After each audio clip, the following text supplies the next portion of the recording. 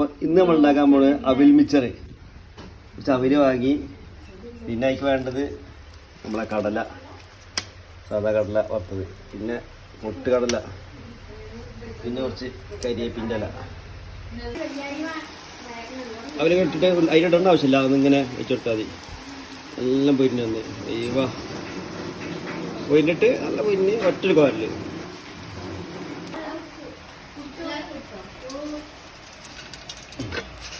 പിന്നെ ഈ നിലക്കടല നമ്മൾ ജസ്റ്റ് ഇതുപോലെ ഒന്ന് പൊരിക്കുക, ഇതുപോലെ ഇട്ട് ചൂടാക്കുക. നമ്മൾ ഈ പൊട്ടുകടല അതും ഇതുപോലെ തന്നെ ഇടുക. ഓക്കെ, എന്നിട്ട് എടുക്കുക. ഇനി നമ്മൾ കരിയേപ്പിൻ്റെ ഇല അതുപോലെ ഇടുക, ജസ്റ്റ് ഒന്ന് വറുത്തിടുക.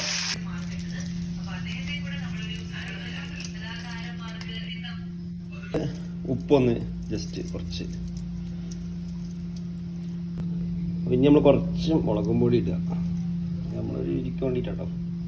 അതൊന്ന് എന്ത് ചെയ്യുക, ഫുള്ള് നിലത്തി കൊടുക്കുക. മിച്ചർ റെഡി, അവിൽ മിച്ചർ റെഡി. അവിടെ ഓ അടിപൊളി.